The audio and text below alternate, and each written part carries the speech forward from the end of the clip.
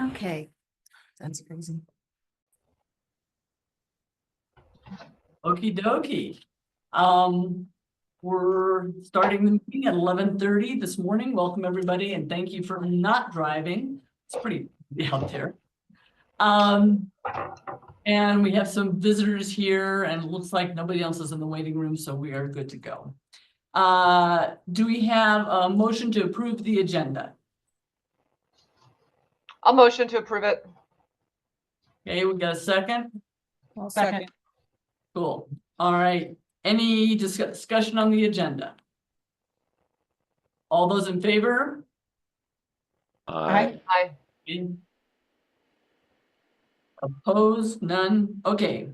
Approval of the consent agenda. Do I have a motion to approve the consent agenda? You guys have all looked at it, and oh, we need to sign this. You two can sign and then, the Email. other Keep three this of can the email Email Carla. in. Yeah, so don't forget to email in your Carla. approval to, yeah, Carla. to Carla. What did I say, Colin? Yeah. Anyway, did I get a motion to approve the consent agenda? I'll move. I moved. Okay. Oh, okay. You'll second. I'll second, yeah. Any discussion? Okay, all in favor? Aye. Aye. Aye. Opposed? Any correspondence? So the Fremont County Library Foundation has sent the library board an invitation to a fundraising event that the foundation is holding on March the 22nd at the Middle Fork in Lander. From 5 to 7 p.m. And what I can do is scan and email this to you all. So there are two things going on. March 20th is in Du Bois at the Three Spear Ranch with the Little Warm Springs, on Little Warm Springs Road. Then March 22nd is in Lander at the Middle Fork Cafe. So they are they're just starting some fundraising efforts, and so Great. I'll scan and email this to you guys. That's the library foundation. Library Foundation. Any other public comment or other correspondence? Nope. Public comment, is there anybody that wants to make a comment?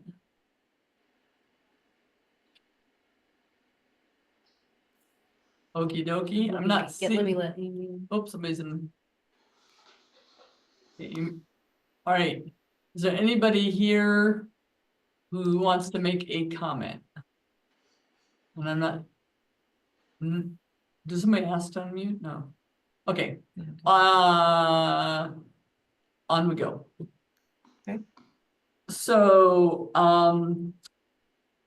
the commissioner report. Mike, you're up. You need to unmute. Morning. Can you hear me? We can hear you. Okay, good. Well, I think the big hot topic of the day is budgets.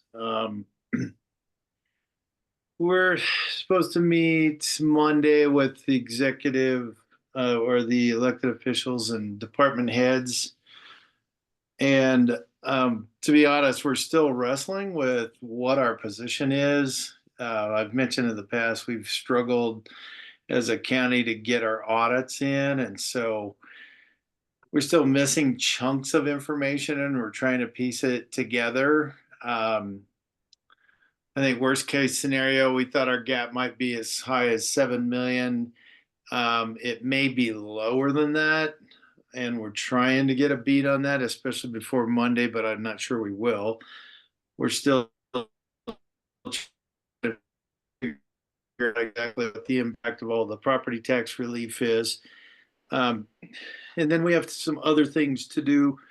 If y'all remember our conversation or conversations about Senate File 60 from about 3 years ago, that was when we changed the ad valorem payment. It used to be add 18 months and then we moved it forward and they had 10 years to make it up. I don't know that we've been using that effectively.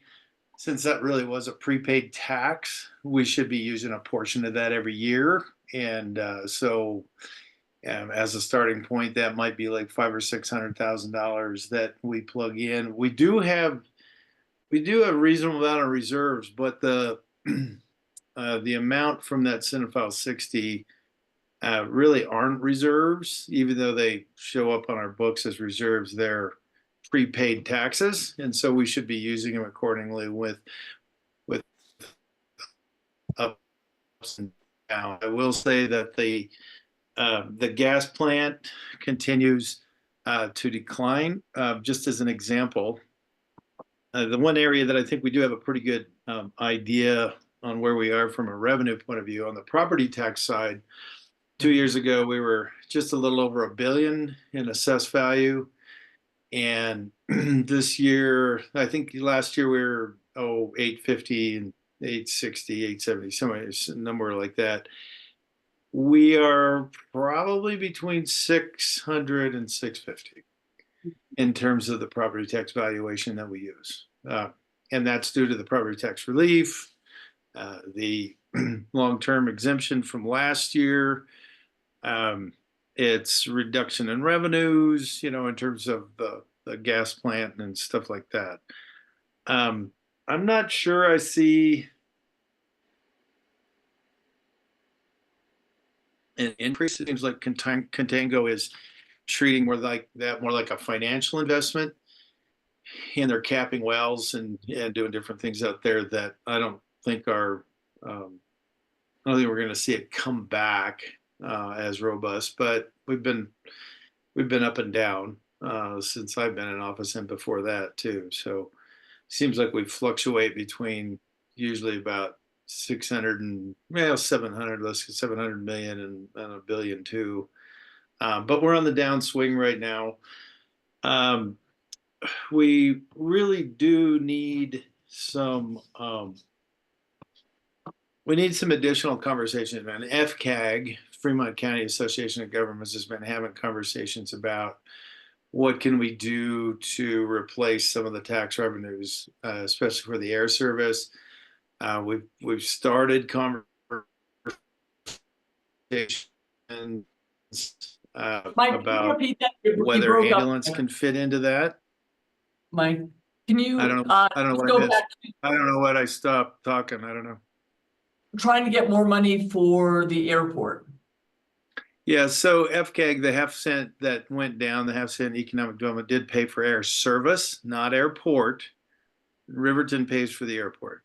Okay. That's out of their operational budget. Air service, which is subsidized by the county and municipalities, is what that tax has been going towards as our subsidy, and that's a 60-40 split with the legislature or the state. So they, I think they will be having some conversations down there in the state about EMS funding and about air service funding and those sorts of things. But anyway, those conversations are going on with the municipalities and others to see if we can replace that tax. And we're trying to see if the EMS can fit into that. We believe, some of us believe that a sales tax would be more equitable. It's a little more volatile than property tax, but it's certainly more equitable since a portion of our population doesn't pay property tax out on the reservation. So sales tax would be more equitable, but when do we get that in front of the voters? I can tell you that if it goes all the way to the next election cycle, we'll run out of money for air service, and we won't run out for ambulance, but it's a pretty significant part of the budget. We're pushing 2 million, and we have a contractual increase in wages for them this year at about 10 or 11%. So that just continues to climb up. So a lot of woes. I wish I had a clearer idea of what our gap is in terms of a budget. We can as I said, we've got reserves and we can continue to use some of those. But I think the prognosis is we're going to have to reduce our general fund budget. If let's see, when I got into office 6 years ago, our budget was probably about 24, 25 million, just a general fund budget. We're at about 31, and the big drivers of that, 31 to 32 this year. Big drivers of that is over the last 4 years, we've added cost of living increases across the county. We've increased with the SOCs, trying to bring people up to a little bit more of a better average with the state, at least in our region. Ambulance has shifted from the positive of a 1.2 to a negative of a 2 million. Inflationary pressure has hit us in so many different areas. And so I guess I'm, and this is where we're still a little fuzzy on understanding where we are from, from closing out all the books from the previous year and all that kind of stuff. So trying to have as many extra meetings as we can on the budgets to figure that kind of stuff out. But that's where the big swing and my philosophy has always been, right or wrong, is cut services, not wages. That the employees deserve to earn as good a wage as we can give them. And I just don't believe that cutting their wages or keeping their wages incredibly low, which they were and still aren't great, but isn't the way to deliver to the population, to the constituents. So anyway, that mostly that's what we've done, and that's where we are. And I think as a general area, and I've gotten the impression that Anita's, starting to take a real hard look at some things. If we are trying, as a library, if we're trying to keep our 3 branches open, then the question of is what do you shoot as a target for? I would say in general, you're at about a $1.3 million budget. I think the question is going to be asked, okay, what does it look like with a $1 million budget? Don't know if others would try to change that number, but it would be a reasonable exercise to go through that. And I'm not saying, and please don't quote me that I'm saying we're cutting your budget today. We're not, but I think we're going to be challenging certain areas like you and fair and museums.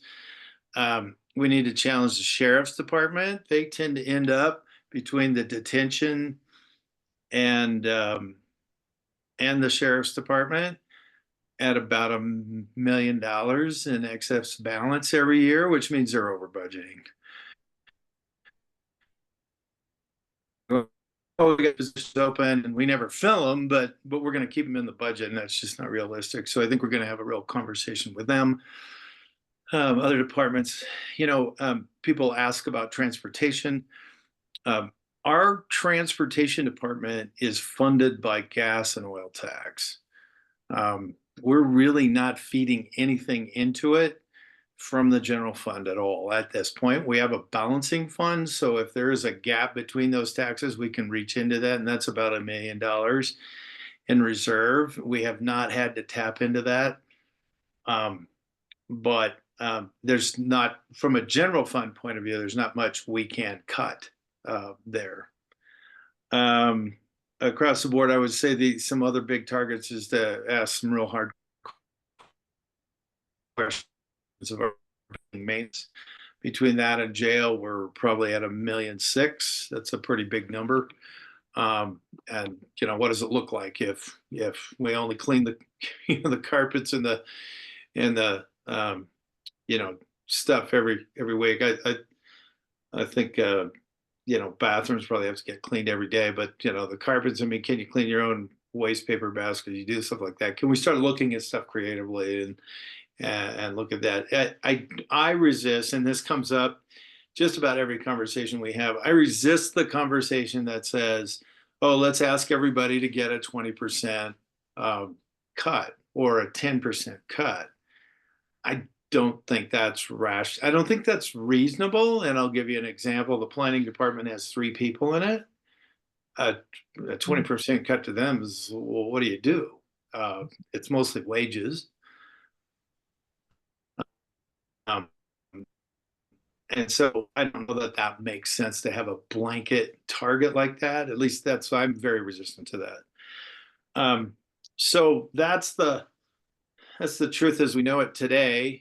I don't know with this last tax bill. There is a sequencing bill that went through on the property tax relief, and Tara's got some graphic that I'm sure it makes sense to her. I'm not sure I understand it yet, but it is. But I do believe it is a sequence of this first, then that, then this, then that. So your long-term exemption, I don't know which one would be first, but long-term exemption would be first. You don't get the next one. You don't, or you get the 25% off the top. You'll get that one first, probably. But then the long-term exemption, the veterans exemption, and so forth. And so there is some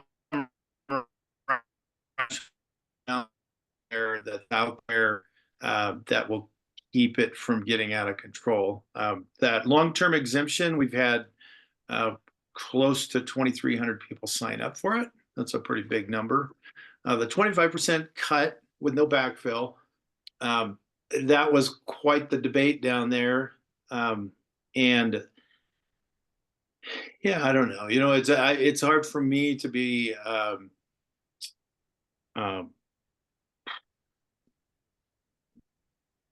unbiased about that, because I look at my budget. We're looking at all our budgets, and Kale and others have jumped up and said, "Hey, no backfill. Don't backfill from the state. Don't pull from the state's savings account, which we invest and is part of our revenue stream and all that." And I get that, although I might have said something this to them. I go, yeah, that's fine. They won't remember your conversation. They'll remember that I'm the one that cut the salaries and cut the head count at the local level. So I get pretty conflicted about that. I understand the logic both ways, but it is what it is. So that 25% of the first $1 million value was signed into law, and that's what it's going to be. And so that's putting us down at that 600 to 650 million. The revenues otherwise are supposedly pretty stable. So we get, say, $3 million, $3 to $4 million due to PILT and SRS. PILT is payment in lieu of taxes. SRS is Save Rural Schools, which pays for a lot of the road maintenance and a lot of other things to keep schools open in rural areas. So a lot of conversations going on around the county.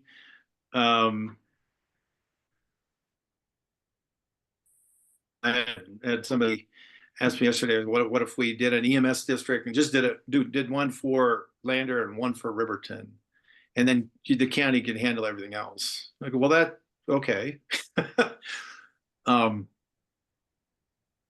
You take I'm sorry, but I look at the poorest population out there, and we're not getting a lot of reimbursement out of that.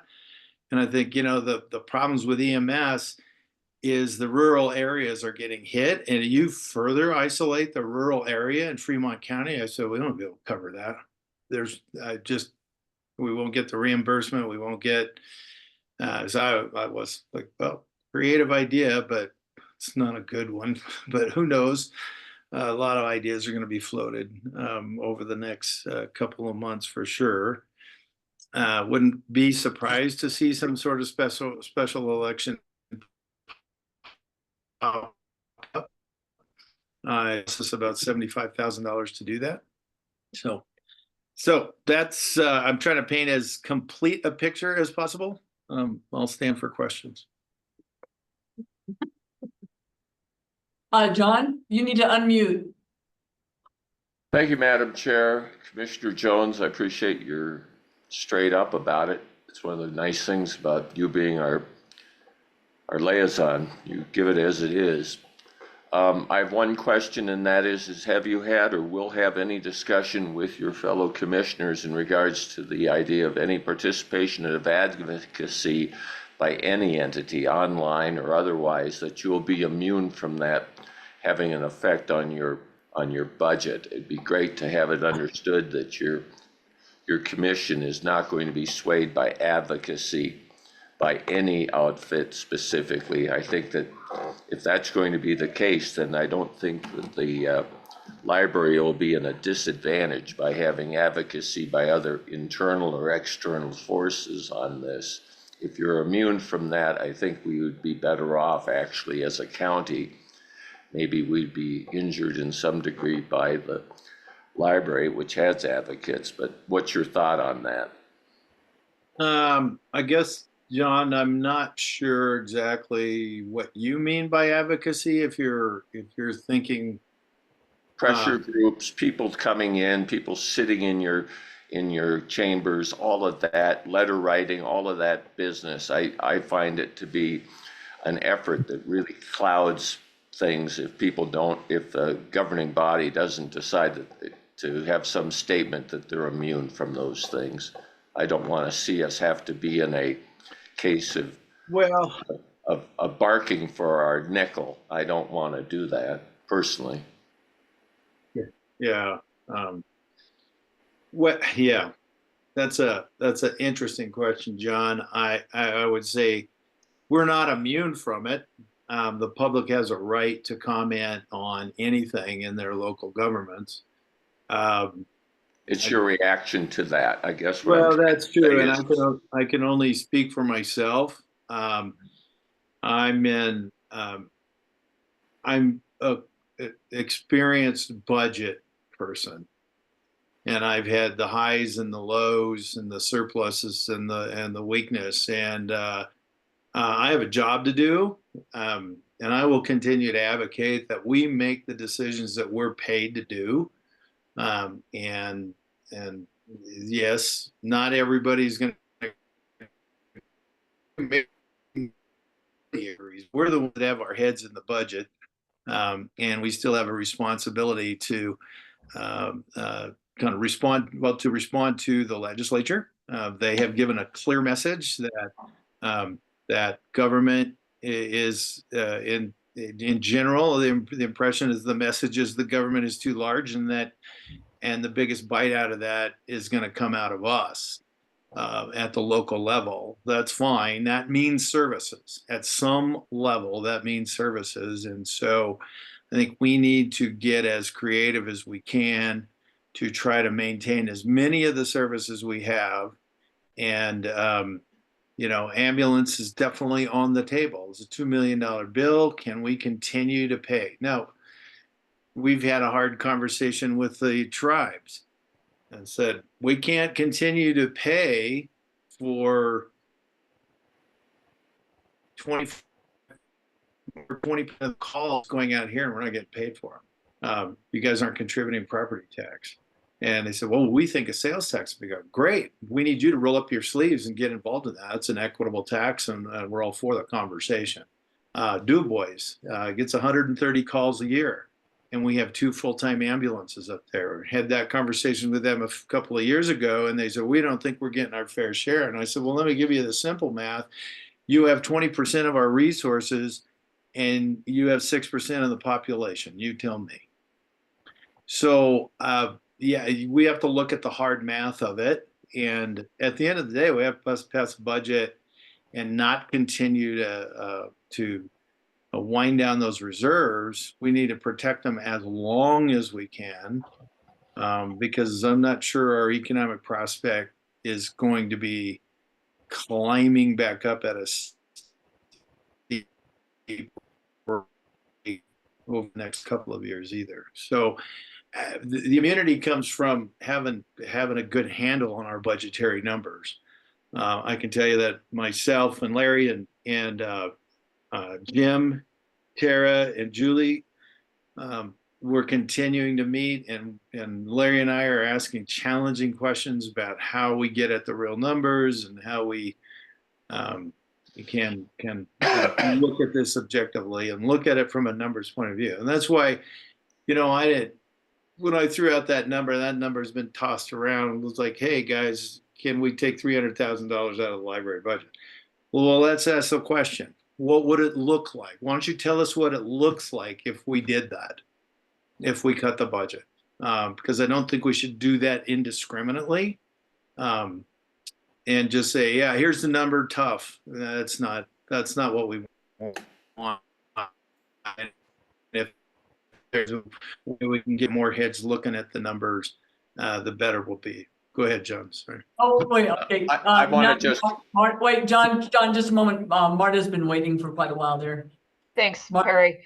Hi, Mike. I was wondering in regards to the ambulance situation, if the commissioners have spoken with any other county commissioners in areas similar to Fremont County, like near the Crow Reservation or other reservations, about how they've dealt with this issue, because I'm sure it's not an isolated one for our community. We haven't had spoken directly. We have seen other models with reservations. Some reservations have their own districts. Not always an apples to apples comparison when you think that these tribes aren't as wealthy as others, and so we have seen other models, but we haven't had other conversations with the other tribes, that sort of thing. We tend to start with ours and have those conversations with them. They have been willing in spirit, but we haven't seen any money come across over the last 3 years either. John, John, you had a question, and let's It's try. and- very brief. I only have. Thank you, Commissioner. Thank you, Madam Chair. My question is very brief, and this has been exhaustive, and I appreciate it, because when it comes down to us losing 300,000 and a budget of $1.3 million, it's a big deal. But we don't know that until it happens, and we'll see what happens. There could be mitigating things, but I'd ask the question, when you're thinking creatively, and this affects us because we have patrons on the res. Is there any suits or anything, actions by the county to get the res to pony up on previous things? Has that had any action at all, Mike? We have made some progress. We did find out from our earlier conversations that IHS, so when our EMS provider goes out to IHS, they've been stiffing them to about about $500,000 to $600,000 over the last couple of years, because of our congressional group and some conversations they've been having at the national level, and the tribes are experiencing the same things. Their own medical, they're not getting their reimbursement either. So some of that has started to free up, and I have a conversation with the EMS group today, and we want to know what kind of impact that's having. Is that some of those funds are coming in from the back that have not been. As you know, as the ambulance goes out, and we bill insurance, we may or may not get that back, and that's a pretty big number, and that's a pretty big burden on the EMS provider. It was a big burden. It was 20% of our overall expenses when we owned it, and that's a big number. I don't know how many businesses can go with 20% of the people that buy their service don't pay for it. Thank you, Mike. I appreciate your comments, and from the standpoint as you being, again, our liaison, I appreciate the straight talk. Thank you. Any other questions for our commissioner? Okay, we will go on then. I'm not seeing any. Director report, you guys have all read all of the reports that we got. Any questions about any of it? I'd like Anita to talk a little bit more about the exciting news about getting a branch manager in Riverton. So if you can, Right. yeah, let us. So, our new hire is Cindy Wright, and Cindy, she grew up in Cheyenne, and her husband grew up in Riverton. They are moving back to Riverton from overseas. So she's been a teaching librarian for the last dozen years at American schools, first in Kuwait and right now in Qatar. So in our interview with her, it was really, we focused a lot on her leadership style, how she works with a team, connection to Riverton, and really it just is one of those situations where she was worth the wait. And I think she's exactly what we need for that position. And I'm super excited. So she'll start July the 1st. She's going to complete her contract and move back. And I think she'll be a great leader for that library. And in, you know, changing times and challenging budgets, I think she'll be a good part of our team of managers, just to figure out creative outside the box thinking, so that we can do our best to provide great library service. I think it's also Yeah. great having someone who's been experiencing different cultures. I mean, she comes from Wyoming, but has had all these, you know, different cultures, different religions, and I think that should help as well. Just, Yeah, I think so. Diversity. So, anyway, And then can I just go ahead and talk about the parking lot? Yeah. And Please. so the other day I was at the commissioner meeting and, you know, we talked about just updated budget, talked about the project and, you know, introduced kind of a maintenance option. And going into it knowing that the budget is going to be tight. And Mike, I don't know if you want to comment on just the LATC funds. So we received a grant for this project. The landscaping project in Riverton on that corner, that was another LATC project that we completed. And so I think the project is on hold while all the commissioners and department heads are wrestling with our budget. Did you have anything you wanted to add? So you want, yeah, if you want to, so LATC is Local Assistance Tribal Consistency Funds. So ARPA funds had some specifics that we had to use them in a certain way, and they expired. So all of those, if we haven't committed to them, then they're expired.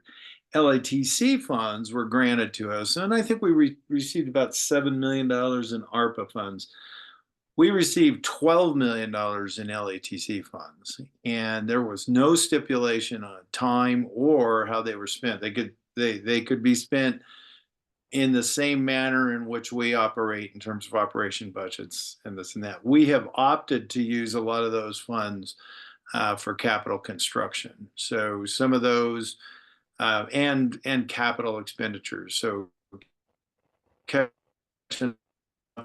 on vehicles for the sheriff's department, search and rescue buildings in DuBois and Lander, coroner's building, other significant, well, our courthouse remodel, we spent about $1 million in to get district or circuit court up to snuff a little bit. Since LATC funds are unrestricted in terms of how we can spend them, and we have a couple other projects. So we have the your project, we have the search and rescue for Riverton, which every time we turn around, it's double what it was the last time they talked to us, and then they still don't really have a design.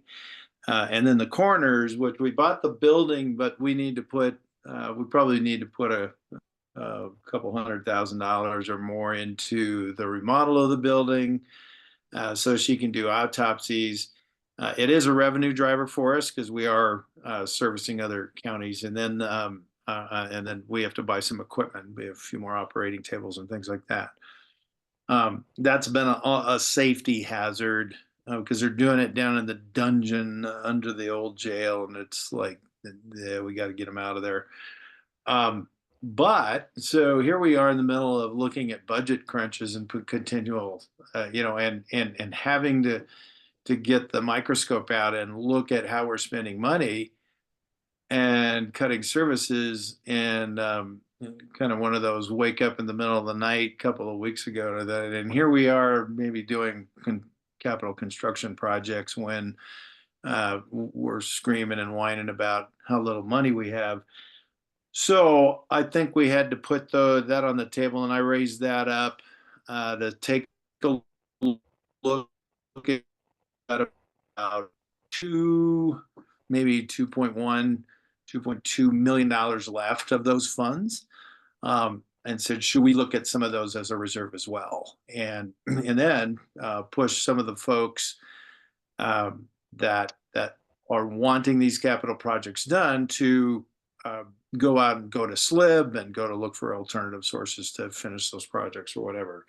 And I'm not advocating all of it, but I think it behooves the commission take a hard look at those funds and say, should we, they were definitely in response to COVID. We've had a lot of ups and downs because of COVID. And our situation continues to change. So anyway, I think it's worth looking at, and that's why we said let's hold off on that. And yours isn't an enormous amount. Let's just push pause for a month or so, and then make time to get through all the conversation where we can look under every rock and look for funds. So that's the backdrop there. Mike, on these funds, were they originally federal or where did these come from? Federal.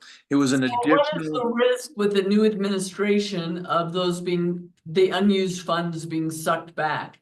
They're in well, good luck getting them back. I think there's low risk getting them back. They're in our bank account. Oh, okay, good. Yeah, they distributed. It was just like, yeah, send us an email, say you want them, and poof, there they were. Nice.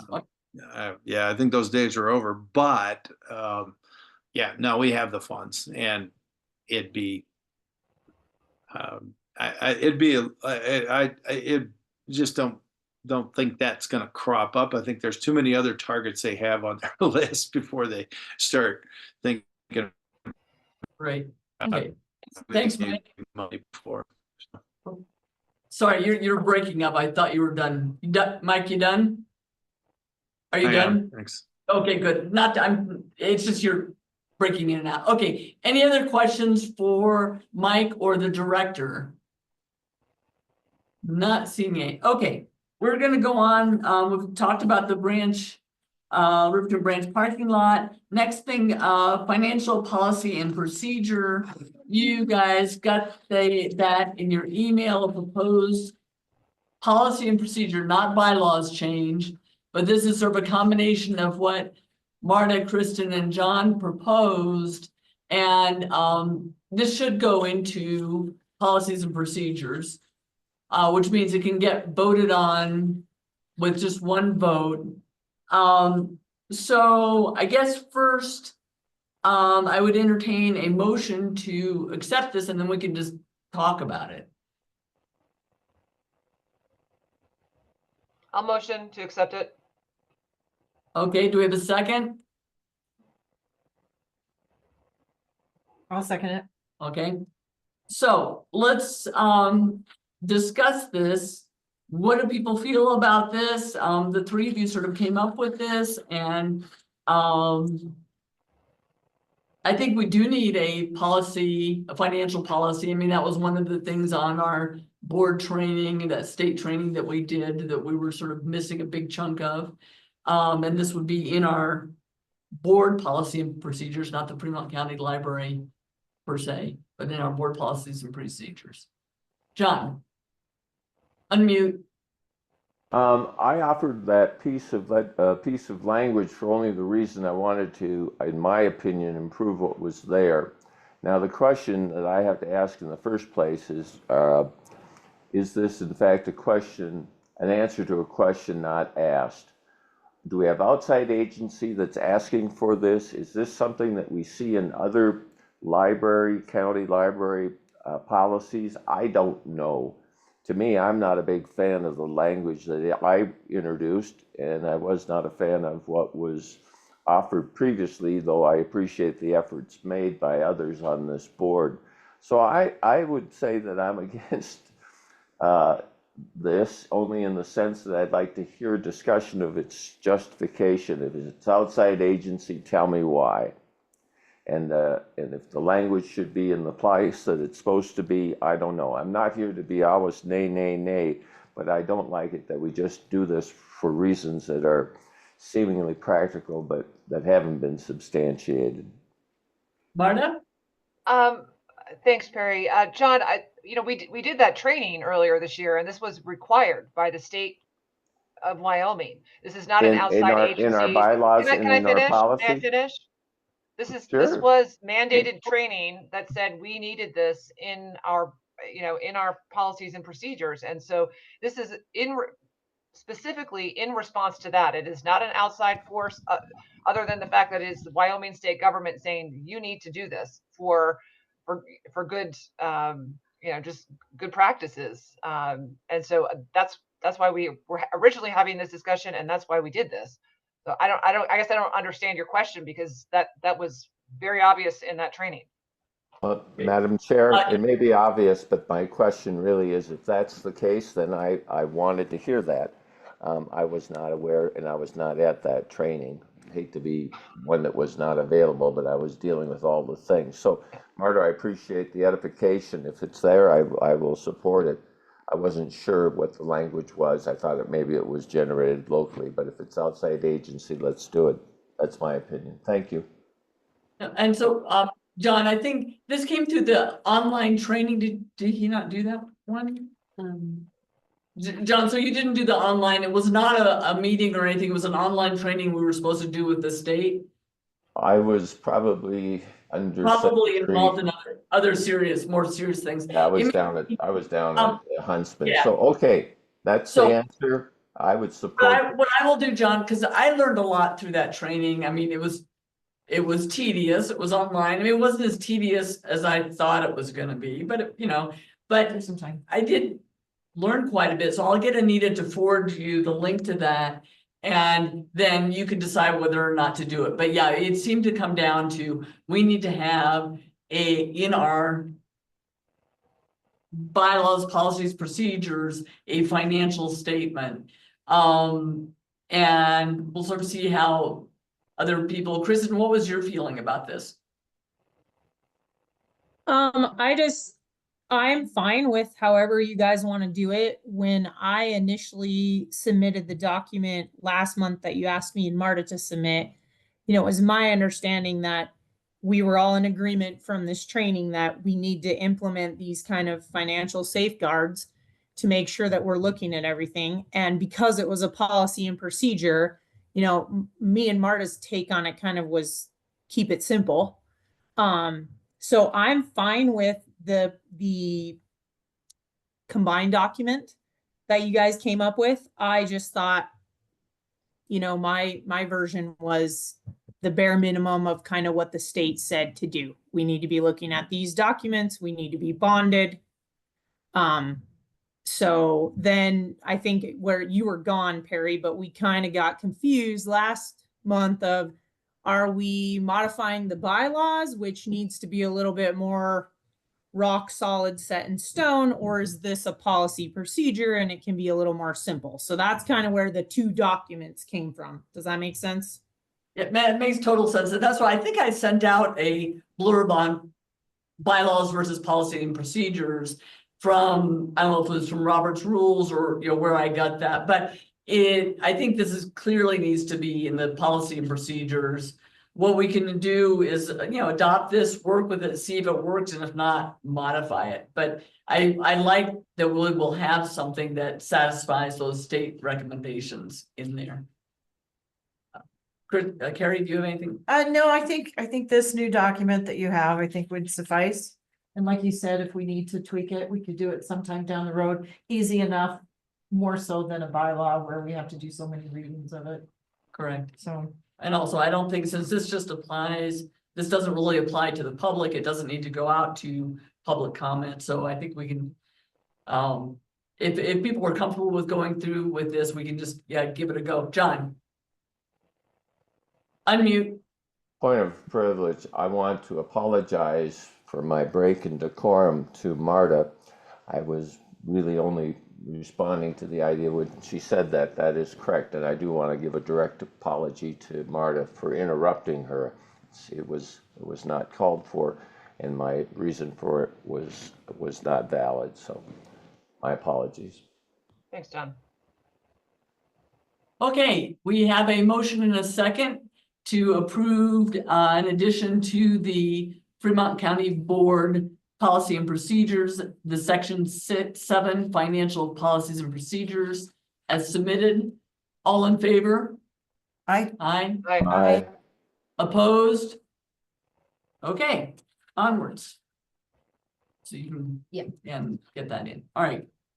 Bonding discussion. And yeah, I thought we'd put that on until May. And that Kristen was gonna get us information. I'm not sure why that's on for this month. Yeah, I have a little bit, but not enough, I don't think, for us to make a decision. Right. okay, Okay, that's on the action items for May, so we're just gonna scratch that.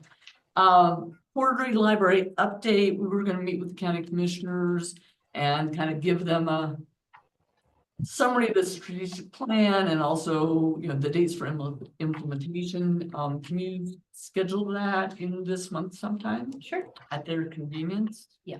Cool. I can go with you and anybody else who would like to be there, that would be awesome. Okay, on to new business. Library board policy and procedures, develop policy and procedure on board and director making public comment.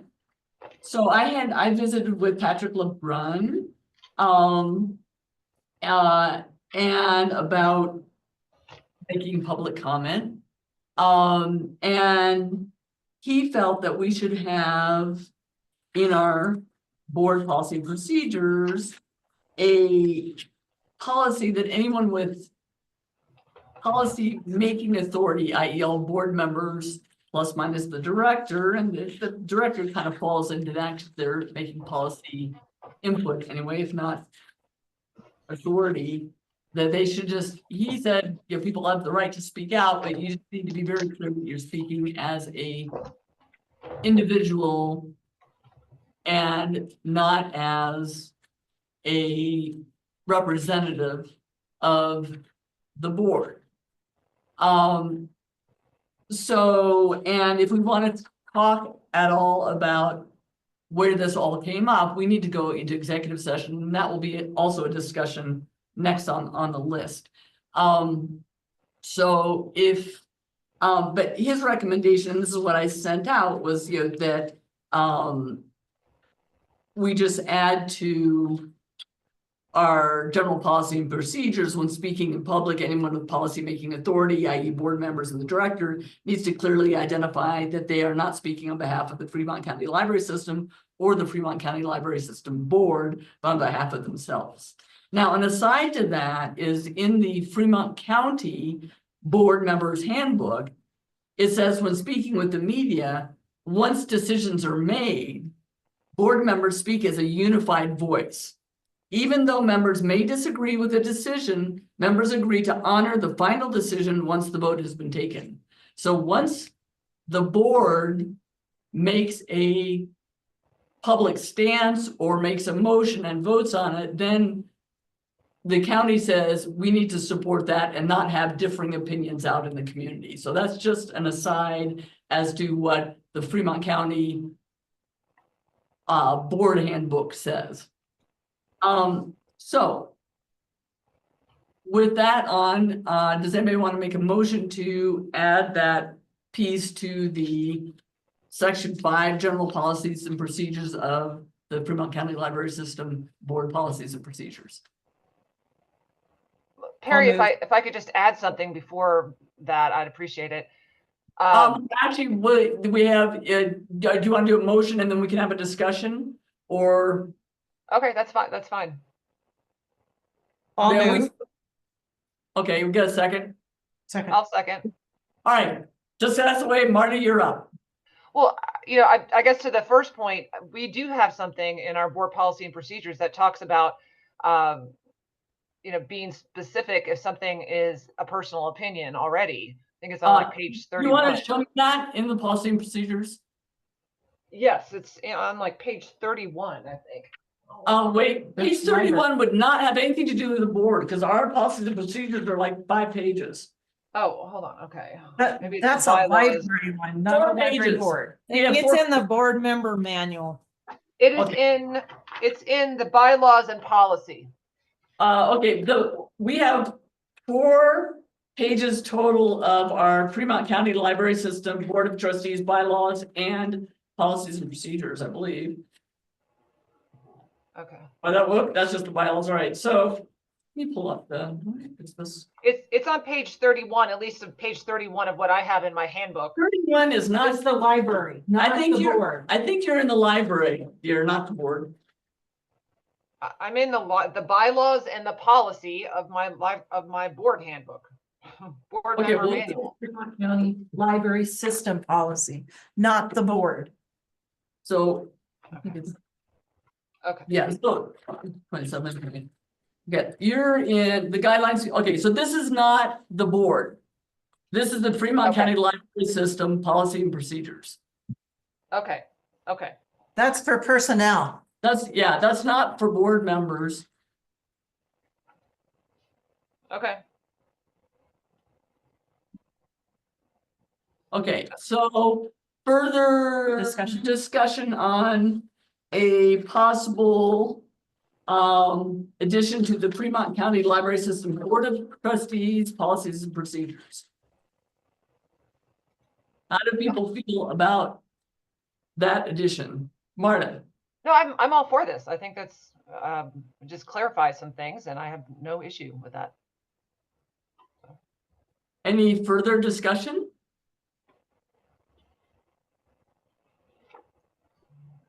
Okay, we have a motion and a second to add to section 5 of the Fremont County Library System Board of Trustees, Policies and Procedures, General Policy and Procedure as presented. All in favor? Aye. Aye. Opposed? Okay, now, go ahead, we'll have that one. So on we go to, discussion of where criticism of personnel, board member or director is held, open session or executive session. So I want to start first with, reading, and I've sent this out to you, from the Wyoming State Statute. And before I do that, in our Board of Trustees bylaws, Article 3, Section 1, Purpose and Policies, Section 1 starts purpose. The purpose of this board is to oversee the administration and policies of the Fremont County Library System in accordance with Wyoming state statutes. So that's first up, we are to be following state statutes. What I sent out to you guys was Wyoming State Statute 16.405 executive sessions. Under executive sessions, it says, or to hear complaints or charges brought against an employee, professional person, or officer, unless the employee, professional person, or officer requests a public hearing. So what happened in the last board meeting by, and I'll get to you, Martin, in a second, by report and by the minutes, was that complaints were brought up against our director in a public meeting, which is, according to state statutes, not where that belongs. So I have 2 problems with that. One, we're violating state statutes because that employee did not agree to be criticized in public. And second is, I have a problem with the rest of the board that if we all get hot, we all get upset, things happen, this is normal. Like, you know, all of us have lost our cool in meetings. But I think the rest of the board needs to step in and say, well, wait a minute, time out. This is against state statutes. let's go into executive instead of letting stuff just progress. Potentially opening up liability. I mean, we don't want to go there, and it's normal for people to get hot and head up. So this is just a FYI that, you know, and I've talked to our legal department about this as well, but I think we all need to sort of calm down, remember our jobs, which are to stay calm and to follow state statutes.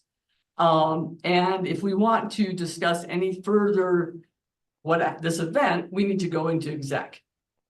Marta. Thanks, Perry. I don't think we violated the state statute. You missed the first part. A, it says a governing body of an agency may hold executive sessions not open to the public under those circumstances. It did not say must. May means something is possible. Must means it's a necessity. So that was a may situation. That was not required leading that meeting to put it into executive session as a result of that. So I think that may is a key to understanding the statute. And I reviewed it prior to last month's meeting. So it's pretty clear on what was allowed and what wasn't. And I would disagree with you, particularly given this sentence, unless the employee, professional person, or officer requests a public hearing. Now, this is actually being reviewed by legal right now, and I think that we need just to remain calm and err on following the state statutes really carefully, rather than potentially opening the county up to a lawsuit. So, I think at least under when I'm going to be chair, any discussion, criticism of any of our employees, and in the past, we've given this to our board members as well. When we've had issues with board members, they have fallen in this as a director, which is the other word for a board member. And I think not only just to follow state statutes, but also to be considerate to our members of the board, our members of our employees, our director. Criticism should be in executive session. Let's remain civil, let's remain polite. Any other comments? Yeah, I definitely have. I'm just wondering why this hasn't been brought up the 3 or 4 times that Kristen was personally reprimanded in public about wearing the t-shirt. I mean, it was not an executive session, Perry. Everyone knows that. It was, I don't understand why now it's an issue. And I was speaking. May I continue? No, please continue. I'm just wondering why it's an issue now, but it wasn't before. And again, the 3 or 4 times that Kristen was criticized personally and publicly in a board meeting, none of this was brought up, but it is now. So I feel like there's 2 standards, and it has been since we've been on the board.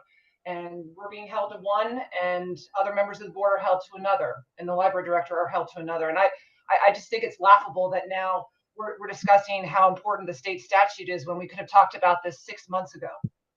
Okay, so Marta, first of all, perhaps you've forgotten, but we did do a discussion about, and I would prefer you to keep people unnamed out of politeness, civility, and we did have an executive session to deal with an issue with a board member.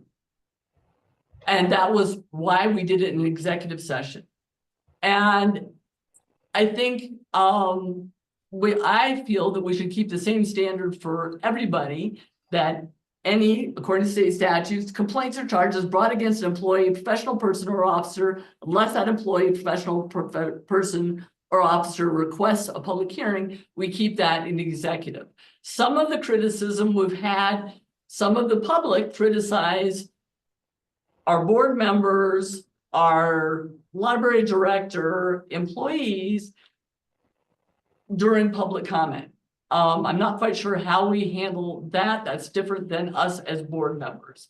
And perhaps what we should do is when a member of the public criticizes a board member or the director or a library employee, we say, just go through channels. If you have a specific complaint against a person, you write a report, with the general public communication form that we have, and that goes through up to the library director or to the board, and we have a channel for that. So from now on, I'll, at least while I'm the chair, I will shut down any specific criticism of employees or board members from the public.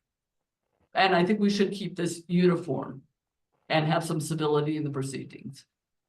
Any other discussion? Yeah, Kristen?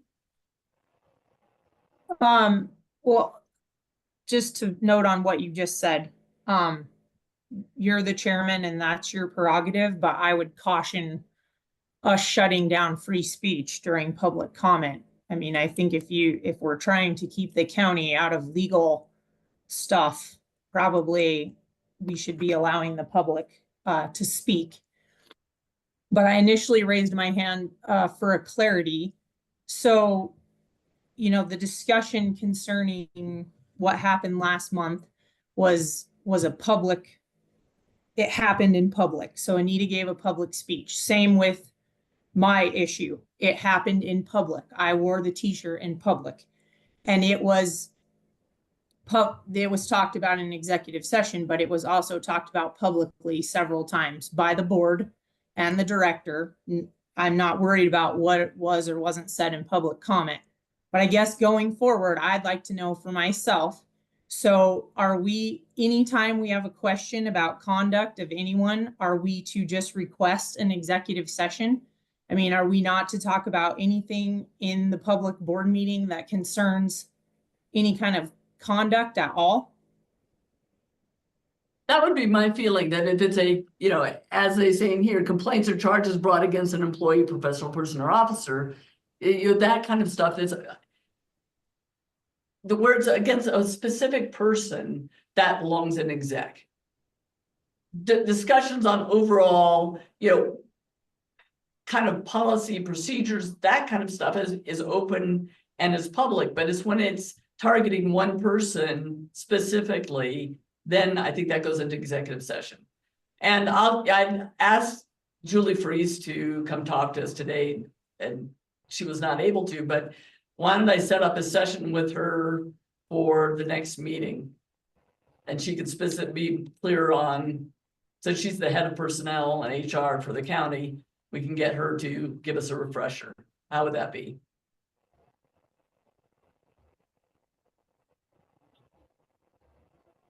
That's fine by me. No problem. Hey, Kristen, that work? Sorry, I answered you. I had muted myself. Yes. Okay. Cool, John, good with that? I have no comment. I'll just reflect my opinion in my vote. I don't think we're voting on anything, but anyway, Carrie? We are voting on the, oh, no, not on this one. No, Yeah, you're no, right. yeah, there's no motion here. I agree. Okay, so. Then I will speak to the question. I think Marta's well founded on the fact that inconsistency has happened in the past, but I think it's how you're going to perform in the future. Free speech rights are there. I don't know if it's going to be that all elements of personnel as it's been described is going to work. I think it's going to have to be some judgment and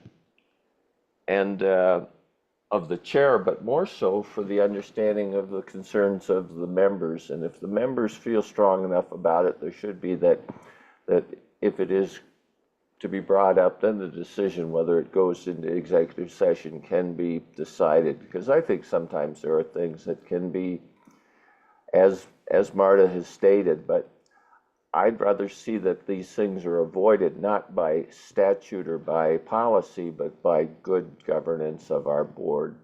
So I asked the chair to be careful in regards to that, respect the members, but also in the case of what transpired last month, I think there was a consensus that there had to be clarification, and that was done by the director in regards to that, stating her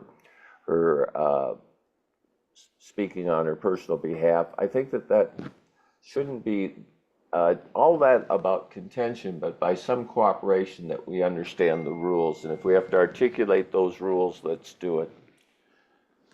Thank you. Yogi, I will get Julie with us next month. Action item updates, we're really kind of on top of everything. The strategic planning implementation document, we'll expect at the July meeting. We're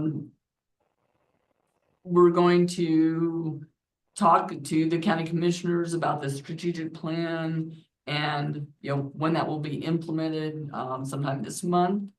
The bonding comes up in May. And I think that's kind of it. Is there anything anyone else wants to add into our action items? John? You need to unmute. Oh, John, you're muted again. John, you're muted. Okay. All right. I think that the enactment of the 7K home, let's just say the help for people that are home teaching and other means, I think is worthy of considering. Will this have an effect on I hope positively on our branch libraries? Because I think that there'll be resources that may be to an advantage to people that are doing their homeschooling. I want us to be not forgetting that segment as thinking that they are not in the public way. They are, and I just don't want to have that not part of our awareness. And maybe that's just talking out of school here, but I would hope that we would get some idea of what the impact of this is, and I'm sure others would be. And maybe that's a question for the Wyoming Library Association of what will be the benefits that can be provided to homeschooling if that is the case. Not to deal with the money, but dealing with the possibility that there'll be more activity with homeschooling now because of the financial benefit of having the means to do homeschooling. Whether you're an advocate for public education or not, I think it's going to be a reality that it's going to be more homeschooling. And I'd like to see that we see if there's elements of that we have a benefit to address. That's my point, that I'd like to see as an item in the future on our agenda.